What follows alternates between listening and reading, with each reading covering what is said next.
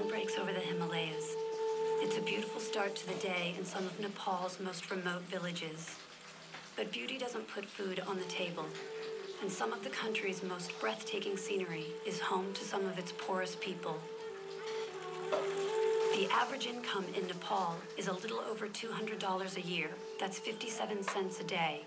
In the remote areas, it's often far less.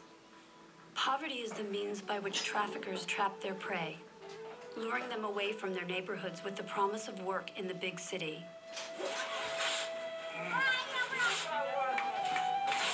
It's to such a village that we're heading today.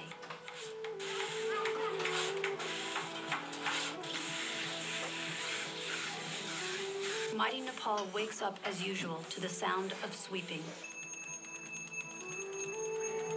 Prayers are offered and breakfast is taken, and in the corner of one of the communal bedrooms, a young woman is packing her bag.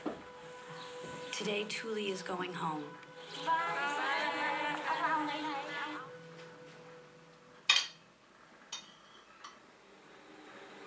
It's a 6-hour drive into the mountains to reach Tuli's village, and as our vehicle struggles up the dusty road, there's plenty of time for me to hear her story.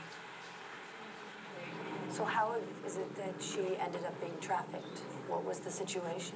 One day she met a man and he said, oh, it's better in a bigger place. Let's go. I will get you a job. And then that's how she landed up. As usual, she had come for shopping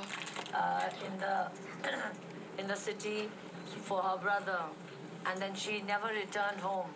So first they thought that she was in the relative's house, and they looked in the relative's house and they could not find her. Then afterwards, they knew that she had disappeared somewhere. So they didn't tell anybody, they just waited for some time, and later on then they found out that she was trafficked when they got the message. After 6 months in a brothel in Calcutta, Tuli took a risk and asked one of her clients to help her. He agreed to phone her brother, and with Mighty Nepal's assistance, he traveled to India to help her escape. Is she worried about how she's going to be treated? The family will treat me very nicely, I know that, but I don't know about the community.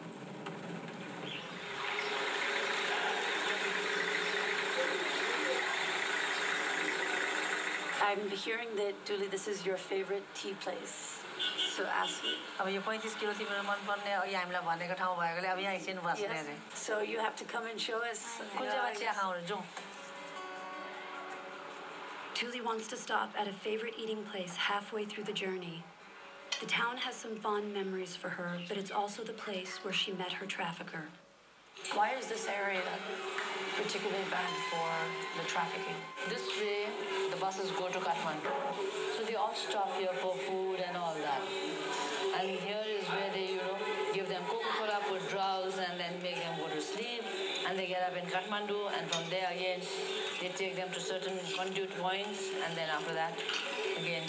And are these, possibly girls that are just on the bus? So not everybody. The one who a trafficker has lured and brought up to here. It's a sinister cycle and a well-planned trap. Naive young girls are duped, drugged, and then taken away to the city. So why is this area where her village is, you said it's one of the highest risks for trafficking? It's not only from now, it's been since 1926, it's been in high-risk area. And the people who live in this area are a certain group of ethnic people called the Tamangs. Tamangs are very, very naive. They believe on everybody and they trust everybody, and they are lured in the form of employment.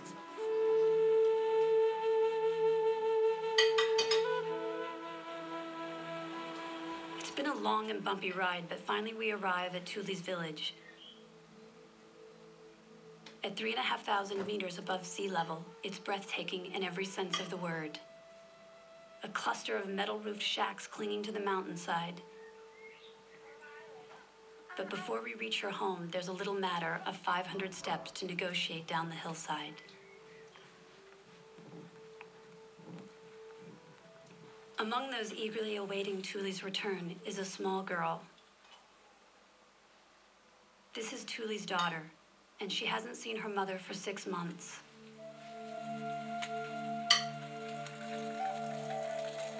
Although emotions are running high, Tuli's reunion with her parents maintains the traditional, respectful formality of her culture.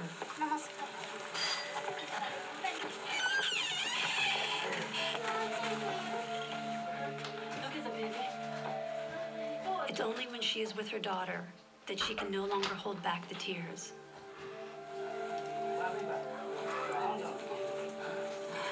Three generations of Tuli's family finally back together again, but these first moments are clearly difficult and uncomfortable. Thank you very much for bringing my sister. You all had to take such a lot of trouble to coming down all the way. Tuli, how do you feel to be home? I feel very happy.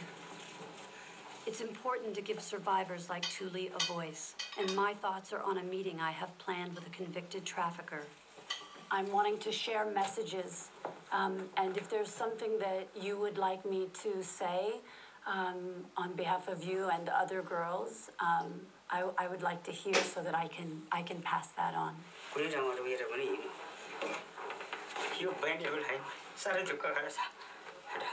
For my sister, I have taken lots of pain, and nobody should be left like that. Everybody should be punished. There should be life imprisonment for everybody. Tuli is one of the lucky ones, rescued and now home with her family. Anuradha's crusade is to protect the thousands of other girls who will fall prey to the traffickers every year, and her work never ends. On our way back, we stop at another village.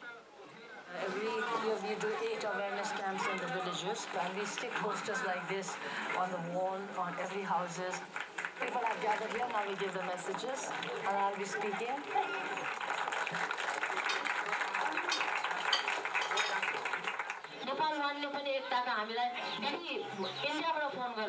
A critical part of Mighty Nepal's work is creating awareness about sex trafficking in the more remote regions of the country.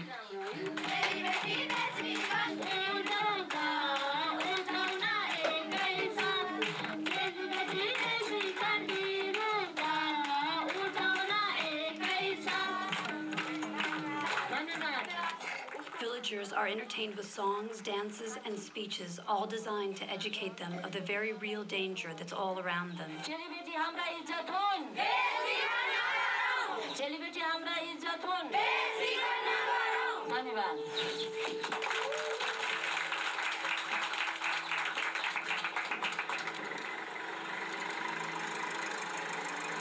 We continue on our journey, another 6 hours winding through the mountains.